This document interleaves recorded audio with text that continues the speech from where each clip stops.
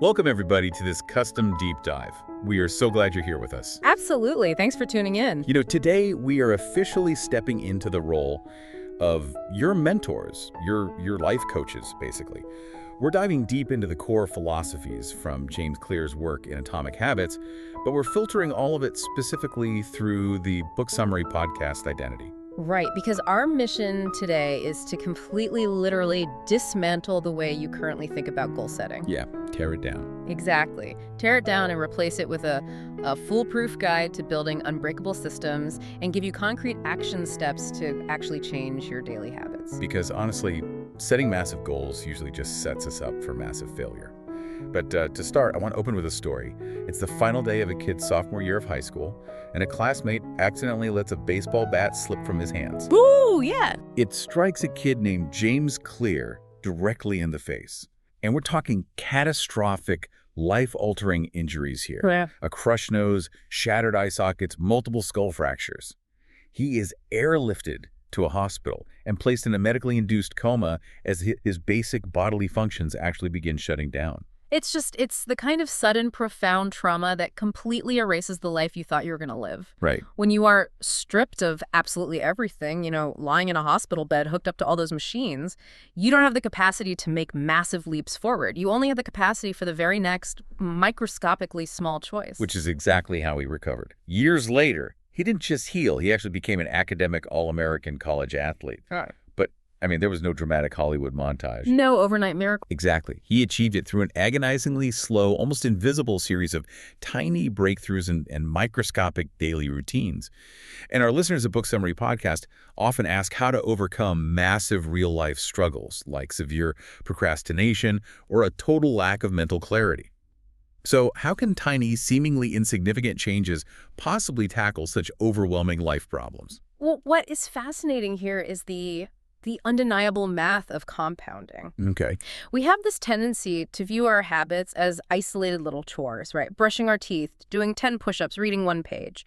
But they are actually the compound interest of self-improvement. Like financial compound interest. Exactly like that. Just as money multiplies wildly through compound interest, the neurological effects of your habits multiply as you repeat them. If you can get just 1% better each day for one entire year, the math dictates that you don't just become a little better, you end up 37 times better than when you started. Okay, let's unpack this. Because applying compound interest to a bank account is simple math. You just, leave the money alone. But applying that concept to messy real-life struggles, like chronic procrastination, a toxic diet, or whatever, feels almost impossible. Sure, it feels messy. So how do tiny 1% changes actually fix monumental life problems? They fix them because they force you to completely abandon the concept of goals entirely and focus exclusively on systems. The systems over goals. Right. If you want to understand the sheer power of this shift, just look at the story of Dave Brailsford and the British professional cycling team. Oh, this is a great example. Incredible. Prior to 2003, British cyclists had endured 110 years of absolute soul-crushing mediocrity. Wow. Yeah, they had never won a Tour de France, and they were performing so poorly on the global stage that a top European bike manufacturer actually refused to sell them gear. Wait, they wouldn't even take their money? No. The company was terrified it would ruin their brand image if other teams saw the British riders using their equipment. That is a brutally low starting point. Right. You are literally bad for business just by existing. Exactly. So when Brailsford took over as performance director, he didn't give a rousing speech and set a massive goal to, win the Tour de France. Right. He introduced a completely different philosophy, which he called the aggregation of marginal gains. Marginal gains. He took the entire process of riding a bicycle and broke it down into its smallest conceivable components. He was looking for just a 1% improvement in every single overlooked area. Like what? Well, they redesigned the bike seats for better ergonomics. They rubbing alcohol on the tires to get a microscopic increase in grip. They even had riders wear electrically heated overshorts to maintain exact muscle temperatures. But the brilliance is that they didn't stop at the bike, right? They went incredibly granular with the human element, too. Oh, totally. They tested dozens of different massage gels just to see which one offered the fastest muscle recovery. And didn't they hire a surgeon? Yes. They hired a surgeon to come in and teach the writers the exact optimal way to wash their hands so they wouldn't catch a cold and miss a single day of training. They even painted the inside of the team's transport truck stark white, Wait, why white?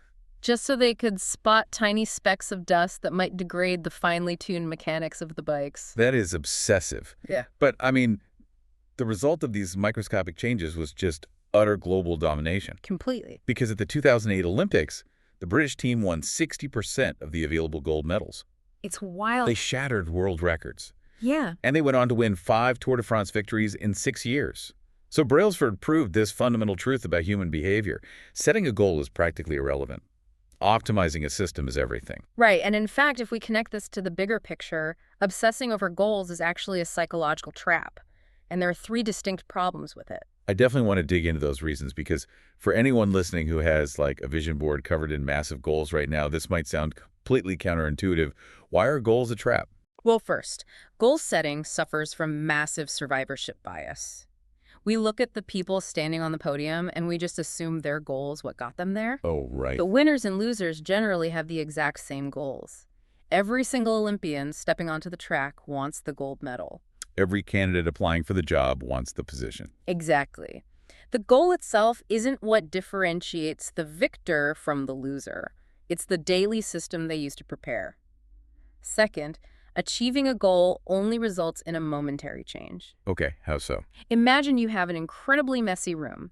You summon the motivation, set a goal to clean it, and you spend 3 hours organizing. Boom, you achieve your goal.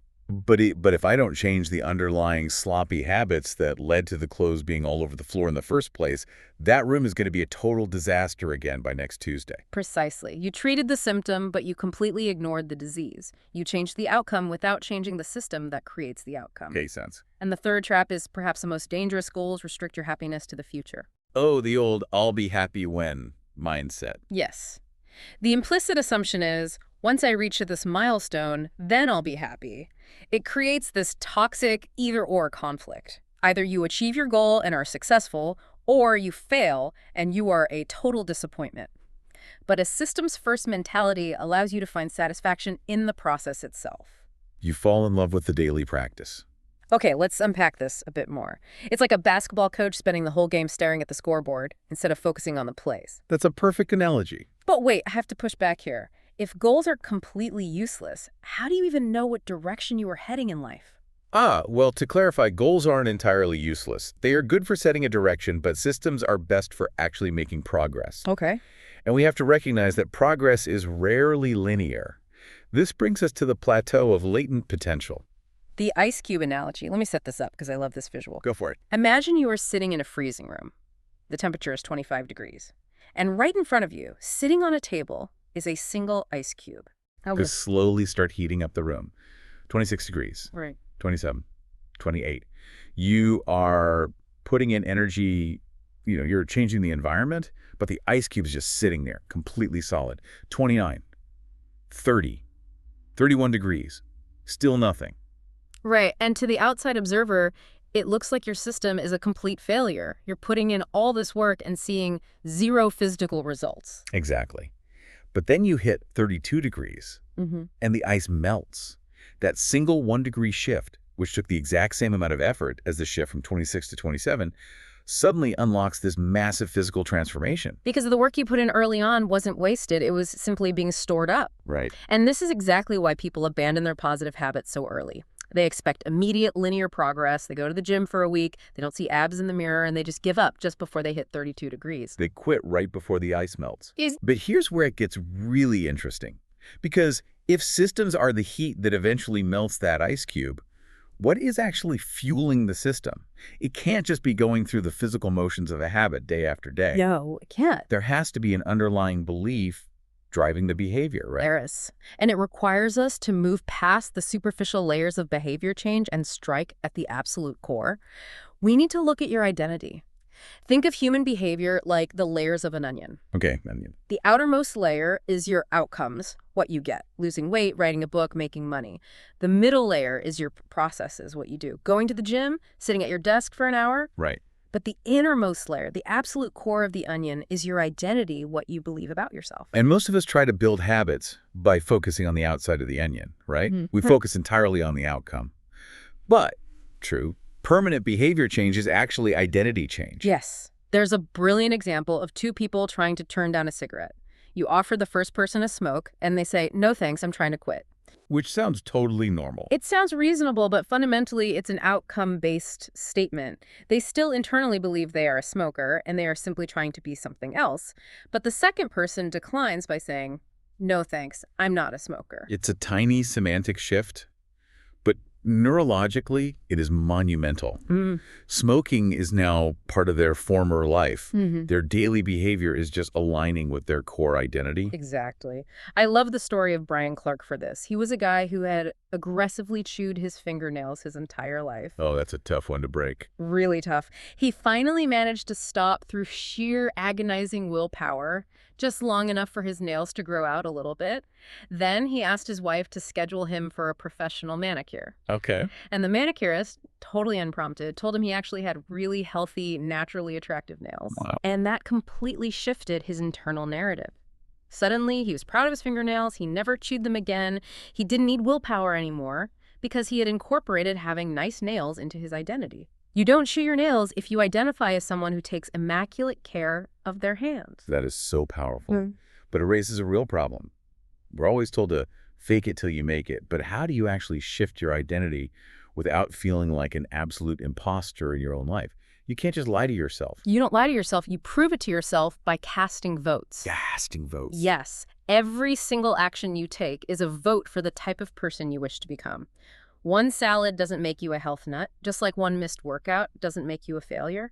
But as the tiny votes build up, the physical evidence of your new identity becomes too loud to ignore. Right. But to start casting the right votes, you have to actually be aware of the votes you're currently casting on autopilot. As Carl Jung famously said, until you make the unconscious conscious, it will direct your life and you will call it fate. Dragging those unconscious habits into the light is fascinating. I was reading about how the Japanese railway system handles this. Oh, the pointing and calling system. Yes. They run one of the safest, most punctual train systems in the world, and they do it through this practice that, honestly, to an outside observer, looks almost comical. It really does. As conductors run the train, they physically point at different objects in their environment and call out their status loudly. Like, they point at the track signal and literally yell, "Signal is green!" They point at the speedometer and state the exact speed out loud. And the reason it works is it engages multiple sensory systems in the brain to completely break the trance of automaticity. By physicalizing and vocalizing the action, they pull the unconscious back into conscious awareness. Which we can do in our own lives to audit our habits, right? Using a habit scorecard. Exactly. You sit down with a piece of paper and you write down every single thing you do from the moment you wake up. You turn off the alarm, check your phone, walk to the bathroom, brush your teeth. You literally point and call your own morning routine. And then you categorize them as positive, negative, or neutral based solely on whether they cast a vote for the identity you want. Right. Does checking my phone in bed cast a vote for the focused, productive person I want to be? No. It gets a minus sign. So once you have dragged your automatic behaviors into the light and defined your target identity, you can finally build the actual mechanics of the system. Yes. And every habit, neurologically, runs on a 4-step feedback loop. Cue, craving, response, and reward. Your brain scans the environment and notices a cue. That triggers a craving. You take a response or an action to satisfy it, which delivers a reward. Okay, so to build an unbreakable system, we simply apply the 4 laws of behavior change to manipulate those 4 steps. Let's start with the cue. Law 1, make it obvious. And most of us are terrible at this. We say, I'm going to exercise more. Which means nothing. Right, your brain doesn't know what the cue is. You need an implementation intention. The strict formula is, I will do this behavior at this time in this location. So I will lift weights for 45 minutes at 5 p.m. at the neighborhood gym. Exactly. And you can elevate that even further by using habit stacking. The formula there is, after my current habit, I will do my new habit. After I pour my morning cup of coffee, I will meditate for 1 minute. Yes. This takes advantage of the natural momentum of human behavior. It's heavily related to the Diderot effect. Oh, named after the French philosopher Denis Diderot. This is a wild story. He lived in poverty most of his life, but then acquired this beautiful, expensive new scarlet robe. Yes, and suddenly his old, shabby possessions looked completely out of place next to this magnificent robe. It created a total identity mismatch. Right, so he bought a new rug to match the robe, then a beautiful new mirror, then a carved desk. One purchase cascaded into another, not out of necessity, but because his brain was trying to align his environment with his new perceived identity. Habit stacking uses this exact psychological cascade to your advantage. Okay, so making a cue obvious gets it on our radar. Yeah. But, I know my brain, just because my running shoes are sitting visibly by the front door doesn't mean I actually want to put them on. How do we trick the brain into desiring the hard work? That brings us to law 2, make it attractive. This is where we manipulate dopamine. Dopamine spikes highest in anticipation of pleasure. We can engineer this using temptation bundling. My absolute favorite example of this is Ronan Byrne, an engineering student in Ireland. Oh, the Netflix bike. Yes. He knew he needed to exercise, but all he really craved was sitting on the couch watching Netflix. So he physically hacked his stationary bike. He wrote a computer program so that Netflix would only play on his laptop if he was pedaling above a certain speed. The second he slowed down, Netflix paused. He made the grueling habit of cycling utterly irresistible by bundling it directly with his ultimate temptation. So what does this all mean for willpower? We're often told that changing habits is just a matter of having more discipline. Is self-control basically a myth? Well, if we connect this to the bigger picture, the people who appear to have massive self-control actually just spend far less time in tempting situations. The real secret isn't more discipline, it's environment design. Environment design. Right. To build a good habit, put the guitar right in the middle of the room. But to break a bad habit, use the inversions. Make it invisible and make it unattractive. So to make it invisible, if I want to stop endlessly scrolling at night, I literally take my phone charger out of the bedroom and make the cue disappear. Out of sight, out of mind. And to make it unattractive, you actively reframe your mindset to highlight the benefits of avoiding that vice. Okay, so we've made our good habits obvious and attractive. But even if the running shoes are by the door, if the run itself feels like climbing a mountain, I'm still not going to do it. The friction is too high. Which is why we need Law 3, make it easy. This is rooted in the law of least effort. Given two similar options, your brain will naturally gravitate toward the one requiring the least amount of work. To finalize your system, you have to practice addition by subtraction. Removing points of friction. This makes me think of the Japanese electronic companies redesigning workspaces in the 1970s. Exactly. They relentlessly hunted down waste and friction. They literally redesigned entire factory floors just so workers didn't have to waste energy twisting around to reach their tools. And we have to do the exact same thing to our habits, which leads to the 2-minute rule. Yes.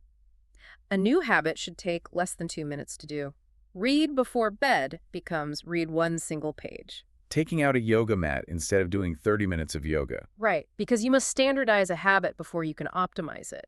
By scaling the action down to 2 minutes, you are bypassing the brain's resistance to effort. And once you show up, Law 4, make it satisfying ensures you come back the next day. The cardinal rule of behavior change dictates that what is immediately rewarded is repeated. There's a story about Trent Deersmid, a young stockbroker. He kept 2 jars on his desk. One was empty, the other held exactly 120 paper clips. Every single time he made a sales call, he moved 1 paperclip to the empty jar. The paperclip strategy. Yeah, and within 18 months, he was bringing in $5 million to his firm. Because seeing that physical pile grow is inherently satisfying. Visual proof of progress. It's exactly why habit trackers are so powerful. Jerry Seinfeld used a massive wall calendar to track his daily joke writing. His only goal was to never break the chain. And if you do break the chain, the rule is never miss twice. Missing once is an accident. Missing twice is the start of a new bad habit. Okay, so trying to pump up your motivation is like trying to force water through a bent garden hose. Making it easy is just removing the bend in the hose. Yeah. But what about our toxic habits? How do we put the bend back in the hose so we can't ruin our progress? We invert Law 3 to make it difficult using commitment devices. Victor Hugo was massively procrastinating on a book deadline, so he gathered up all his clothes, gave them to his assistant to lock away in a heavy trunk, and was left with literally nothing but a large shawl. He couldn't leave the house. He was physically forced to write. You can do this today with an outlet timer that automatically cuts the power to your internet router at 10 p.m. every night. That adds massive friction. And finally, you invert Law 4 to make it unsatisfying by using a habit contract. Right. Knowing that bad behavior will incur an immediate, painful social or financial cost, like a speeding ticket, makes it deeply unsatisfying. Wow, we've covered so much ground. True growth isn't about setting massive goals. It's about accumulating 1% improvements, casting daily votes for your new identity, and using the 4 laws to design a foolproof environment, which is a key takeaway for the Book Summary Podcast community. You do not rise to the level of your goals. You fall to the level of your systems. So here is your homework. Take one habit you've been putting off and scale it down to a 2-minute version today. Just put on your running shoes, just read 1 page. And we warmly invite you to continue your personal growth journey by subscribing to the Book Summary Podcast. And as you build these systems, I want to leave you with a thought based on Goodhart's law. When a measure becomes a target, it ceases to be a good measure. We optimize for what we track, which can make us lose sight of the bigger picture. So ask yourself, if you completely stopped tracking your goals today and stripped away all the numbers, would your daily systems be enough to guarantee you'd end up exactly the kind of person you want to be 5 years from now?